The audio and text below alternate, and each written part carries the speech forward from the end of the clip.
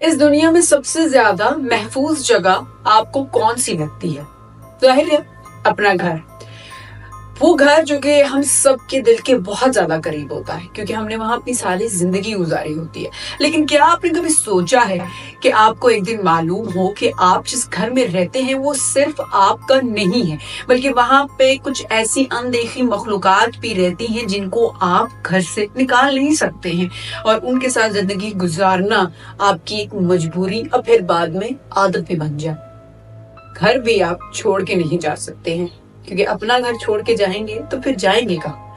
आज मैं एक ऐसे ही 15 साल के बच्चे अली की कहानी आपके साथ शेयर करने लगी हूँ, जिसने अपनी सारी जिंदगी एक ऐसे घर में गुजार दी जिसमें उसको, उसकी बहन और उसके घर वालों को ये बात मालूम थी कि कोई और भी यहाँ पे मौजूद है, लेकिन वो उस घर को छोड़ नहीं पा रहे थे क्योंकि उनके पास और कोई चारा ही नहीं था।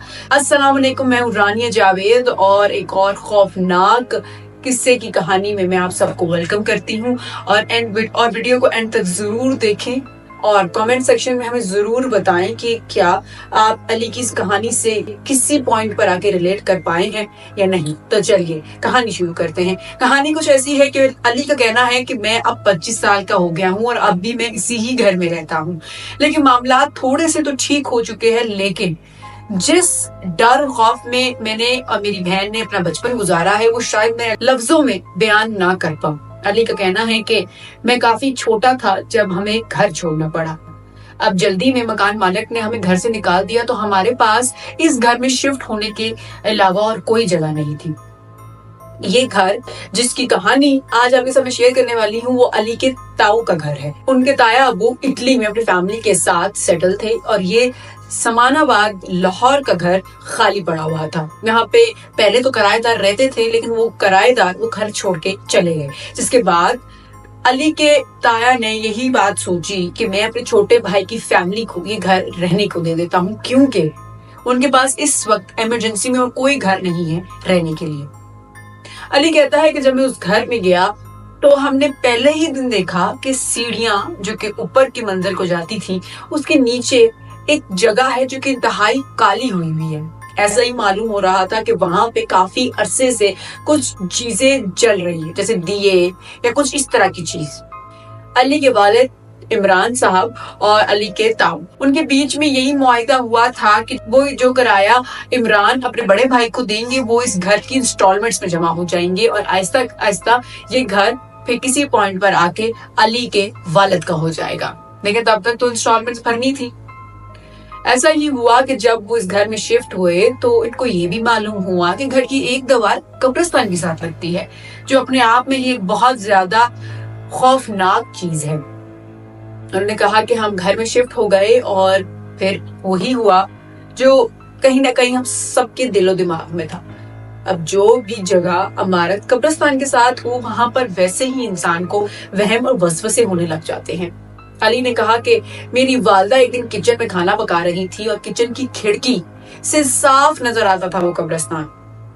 तो मेरी वालदा ने देखा कि कब्रिस्तान तो सुनसान है, लेकिन वहां से लोगों की आवाजें आ रही हैं, यानी कि कुछ लोग आपस में बात कर रहे हैं, लेकिन देखने में कोई नजर नहीं आ रहा, जो कि बहुत ज्यादा हैरत अंगेज बात है। अली का कहना है कि मेरी वालदा ने डर के खिड़की बंद कर दी और उसके बाद खिड़की कभी खोली नहीं। ये तो सिर्फ एक दिन का वाकया है।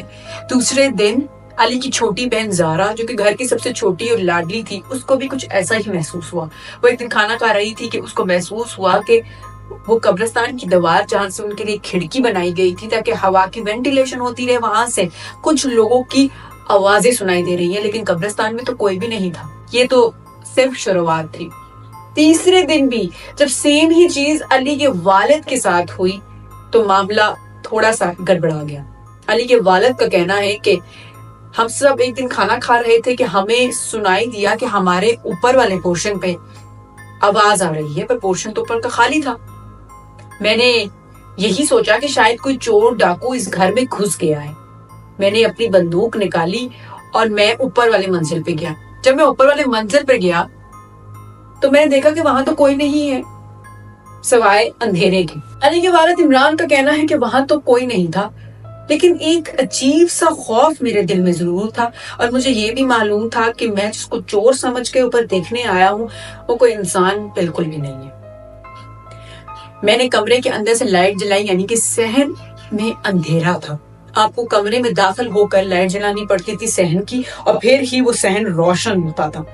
میں نے دیکھا کہ وہاں کوئی بھی نہیں ہے، لیکن وہ کھڑکی اور وہ دیوار تو آپ کو یاد ہے نا، اوپر والے پورشن کی بھی کھڑکی قبرستان کی طرف کھلتی تھی، اور میں نے وہاں سے دیکھا کہ مجھے ایک شعلہ نظر آ رہا ہے جیسے موم بتی ہوتی ہے، لیکن موم بتی کا کوئی نیچے والا حصہ ہے ہی نہیں ہے، یعنی کہ صرف ایک شعلہ ہی نظر آ رہا ہے۔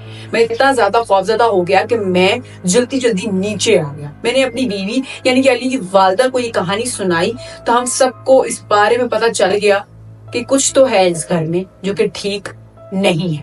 علی کا کہنا ہے کہ ہم جب رات کو سویا کرتے تھے، میں اور میری بہن ایک ہی کمرے میں، اور ہم رات کو جو بلب استعمال کرتے تھے وہ لال رنگ کا تھا، جو کہ کمرے کو زیادہ خوفزدہ کر دیتا تھا۔ ہم نے دیکھا کہ ہمارے ماں باپ جس کمرے میں سوتے تھے وہاں سے ایک دیوار میرے کمرے کو نظر آتی تھی، لیکن اس دیوار پہ نہ ہی کچھ فریمز تھے اور نہ ہی کھڑکی تھی، یعنی کہ وہ دیوار بالکل بلینک، بالکل صاف تھی۔ ہم رات کو دیکھتے تھے کہ وہاں سے ہمیں کچھ عجیب و غریب شکلیں اور چہرے ابھرتے ہوئے نظر آتے ہیں۔ اس دن تو ہماری بالکل ہی ڈر کے مارے بس ہو گئی۔ یہ سارا ماجرا ہم سب نے بیٹھ کے ڈسکس کیا، اور اس کے بعد ہم اسی بات پہ ایک پیج پر آئے کہ اس گھر میں کچھ تو ہے۔ اس لیے تو ہم نے ایک علم رکھنے والی ایک خاتون کو بلایا جن کا نام سعیدہ تھا۔ وہ مرد حضرات سے تو بات نہیں کرتی تھی، لیکن میری والدہ سے انہوں نے تفصیل میں بات کی۔ جب اس گھر کے بارے میں انہوں نے پڑھائی کی اور تھوڑی سی ریسرچ کی تو ان کو معلوم ہوا کہ اس سے پہلے یہاں پہ کوئی کالا جادو کرنے والی خاتون رہتی تھی، جو کہ کالا جادو کرتی تھی، جس کی وجہ سے اس گھر میں کچھ اثرات رہ گئے ہیں۔ علی کا کہنا ہے کہ اس خاتون نے میری والدہ کو کچھ اگربتیاں دی اور یہی کہا کہ یہ اگربتی ظہر سے عصر کے وقت جلانی ہے۔ ایک اگربتی میرے خیال سے 30 منٹ تک جلتی ہے، اور آپ کو یاد ہے نا کہ کہانی کے شروع میں نے آپ کو بتایا تھا کہ سیڑھیوں کے نیچے ایک جگہ تھی جو کہ کالی ہوئی تھی۔ یہاں پہ ان سے پہلے جو کرایہ دار رہتے تھے وہ بھی یہی کام کرتے تھے، یعنی کہ یہی اگربتیاں جلاتے تھے۔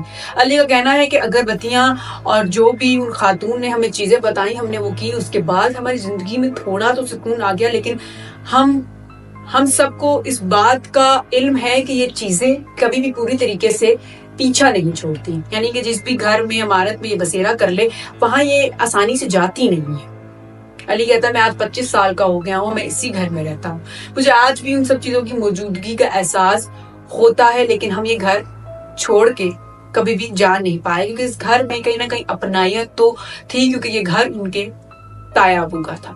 تو ناظرین آج کے لیے اتنا ہی، میں ملوں گی آپ سے اگلی ویڈیو کو ختم کرنے سے پہلے میں آپ سب سے گزارش کرنا چاہوں گی کہ اگر آپ کے پاس کوئی ایسی ہی ہارر سٹوری ہے تو پلیز ہمارے ساتھ شیئر کریں، کامنٹ سیکشن میں بتائیں کہ اگر آپ کے ساتھ آپ کے گھر میں ایسا ہو تو آپ کو کیسا محسوس ہوگا۔ اور مجھے دیں تب تک اجازت، میں ملوں گی آپ سے اگلی ویڈیو میں۔ اللہ حافظ۔